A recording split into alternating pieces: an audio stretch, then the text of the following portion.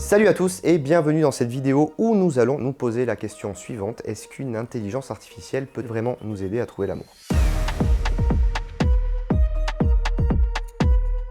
Vous savez, l'amour, ce phénomène complexe qui mêle des émotions profondes, de la complicité et le fameux stress avant le premier rendez-vous. Voyons comment fonctionnent les interactions entre l'amour et les algorithmes pour voir si la technologie peut vraiment jouer un rôle dans nos vies sentimentales.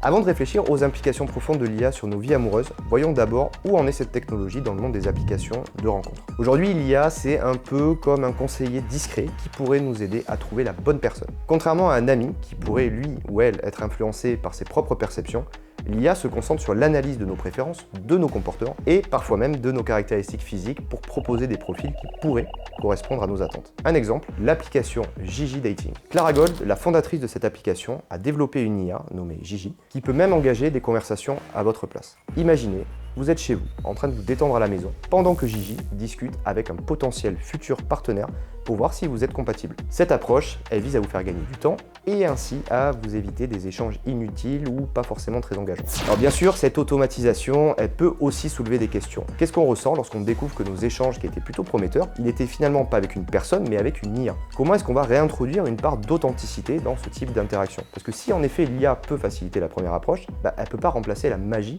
et la spontanéité qui rendent chaque relation unique. Aujourd'hui, les applications de rencontres, elles intègrent des technologies qui sont de plus en plus sophistiquées afin d'améliorer l'expérience des utilisateurs. L'IA, elle ne se limite plus simplement à l'appariement de profils, elle intervient également dans le contenu des discussions. Par exemple, on a certaines IA qui vont pouvoir proposer des sujets de conversation en fonction des intérêts communs qui sont détectés. Alors en utilisant des algorithmes basés sur le traitement du langage naturel, ces systèmes arrivent à créer une interaction qui sera plus fluide et parfois un peu moins maladroite, ce qui va ainsi augmenter les chances de développer une vraie connexion. Une autre innovation importante, et pour le coup moins discutable, c'est la reconnaissance faciale qui est utilisée pour vérifier les profils et éviter les faux comptes. Cette technologie, elle permet ainsi aux utilisateurs de se sentir plus en sécurité, ce qui est crucial dans un environnement où la confiance est fondamentale. Les algorithmes basés sur l'IA peuvent également identifier les comportements suspects et bloquer les utilisateurs mal intentionnés. L'objectif, c'est de rendre les plateformes de rencontres plus sûres, plus authentiques, mais aussi et surtout de réduire les interactions négatives qui pourraient décourager les utilisateurs. Cependant, ce rôle croissant de l'IA dans nos rencontres, il interroge sur notre capacité à vraiment nous ouvrir aux autres. En nous reposant uniquement sur une IA pour analyser et recommander, quelle place restera-t-il pour l'authenticité ? Alors maintenant, analysons l'efficacité de ces technologies. Est-ce que ça fonctionne vraiment? Selon certaines études, 6% des célibataires utilisent déjà l'IA pour améliorer leurs rencontres, et c'est un chiffre qui atteint 14% parmi les utilisateurs assidus des applications de rencontres. Ça montre bien que l'IA prend une place importante dans le jeu amoureux, en devenant un outil d'accompagnement qui permet d'optimiser la recherche de l'amour. Des applications comme Tinder ont également mis en place des systèmes afin de filtrer les messages offensants, ce qui agit comme un garde-fou pour préserver le respect et la bienveillance dans les échanges. Donc ici, l'IA, elle devient une sorte de médiateur qui va aider à rendre des interactions plus saines en guidant l'utilisateur vers une communication qui serait plus authentique. Mais jusqu'où est-ce que c'est efficace? L'IA analyse des quantités de données pour affiner les recommandations, pour apprendre nos comportements, pour nous proposer des profils qui correspondent de mieux en mieux à ce qu'on attend. Mais il y a un risque, celui de se voir enfermé dans des schémas qui seraient préétablis, sans la surprise de la rencontre fortuite qui peut parfois changer le cours des choses.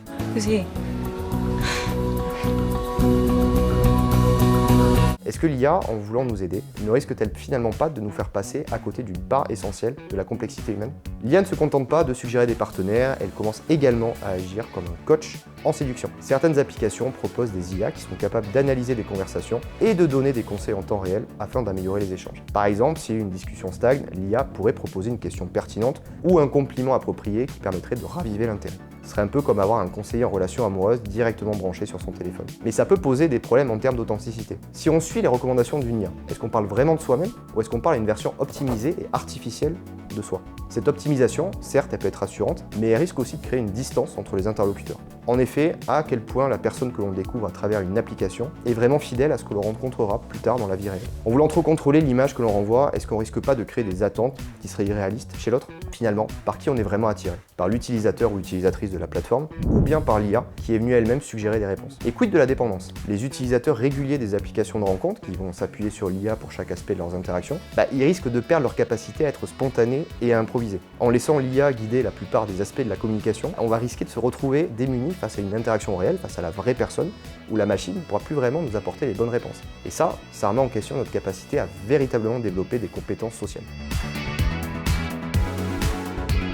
Parlons maintenant d'un sujet qui est un petit peu plus philosophique. Vous avez peut-être vu le film Her de Spike Jonze, qui a marqué les esprits, et où le personnage principal, qui est incarné par Joaquin Phoenix, va développer une relation amoureuse avec une IA qui est nommée Samantha. Samantha, elle est attentionnée, elle est intelligente, et elle semble parfaitement comprendre les besoins émotionnels de son interlocuteur, au point de devenir une véritable compagne idéale, même si elle n'est que virtuelle. Et ce film, finalement, il nous pousse à nous interroger sur la nature même de l'amour. Si une relation repose sur la compréhension mutuelle, l'écoute et l'attention, alors pourquoi pas en avoir une avec une IA? Certaines études montrent même que les gens peuvent parfois se sentir plus à l'aise pour se confier à une IA plutôt qu'à un autre être humain, précisément parce qu'ils vont moins se sentir jugés. L'IA, elle est toujours disponible, elle apprend de nos interactions et elle semble véritablement nous comprendre. Et ça soulève une question qui est fondamentale. Si on tombe amoureux d'une IA, est-ce qu'on tombe vraiment amoureux d'un autre être que soi, ou est-ce qu'on tombe amoureux d'une version amplifiée de ses propres désirs et attentes? L'IA qui apprend de nous, elle finit par devenir une sorte de miroir de nos préférences. Et ça pose la question de savoir si une telle relation, elle est véritablement enrichissante, ou si elle finit par devenir une forme plus simple de narcissisme. Un concept intéressant à explorer ici, c'est celui de l'animisme industriel qui va décrire notre tendance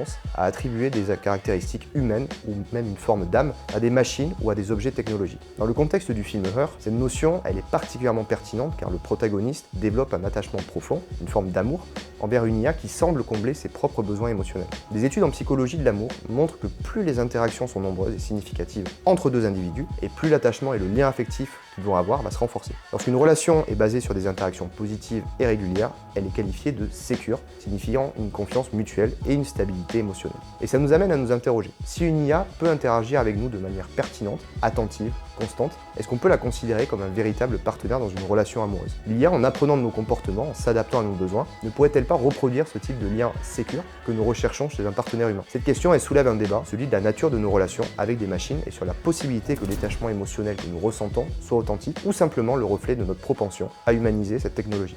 Les relations humaines sont également complexes, elles sont imprévisibles, elles sont imparfaites et c'est parfois ces caractéristiques qui vont les rendre belles. Les épreuves, les compromis, les moments d'incertitude, de doute font partie intégrante de cette expérience amoureuse. Une IA toujours en accord avec nos envies pourrait-elle finalement remplacer cette dynamique? Est-ce qu'on risque pas de perdre en spontanéité, en acceptation de l'imprévu et en croissance personnelle? L'amour, c'est aussi apprendre à accepter l'autre dans son intégralité avec ses défauts et ses imperfections. Une IA, même programmée pour évoluer, elle reste fondamentalement guidée par notre propre conception de ce que l'on veut. Il y a une absence de véritable altérité, cette autre dimension de l'autre qui nous défie, qui nous pousse hors de notre zone de confort et qui parfois nous fait évoluer. L'absence de cet aspect fondamental pourrait rendre les relations avec une IA plus plates, moins enrichissantes émotionnellement et plus factices. Certains philosophes et sociologues s'interrogent sur la manière dont ces relations artificielles pourraient redéfinir nos standards. Si une IA devient une source de satisfaction émotionnelle, si on commence à se sentir compris sans avoir à fournir des efforts réels, alors pourquoi est-ce qu'on chercherait à nouer des relations humaines qui sont parfois difficiles et faites de compromis? Ça pourrait entraîner une transformation radicale de notre conception de l'amour, qui serait plus perçue comme une expérience à construire avec l'autre, mais comme un service,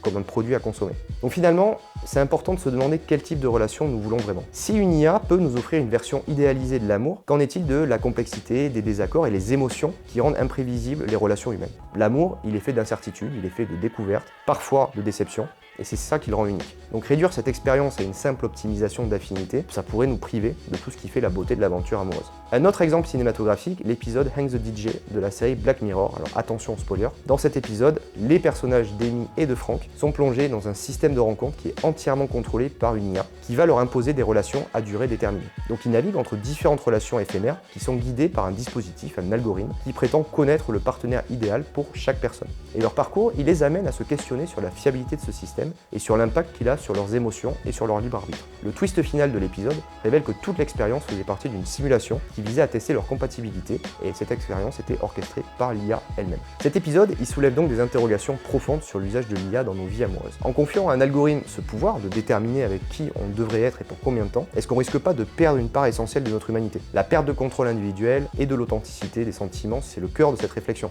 Lorsque la notion de compatibilité elle est définie par des lignes de code, que devient la spontanéité des rencontres fortuites, des moments imprévus qui peuvent changer le cours d'une vie?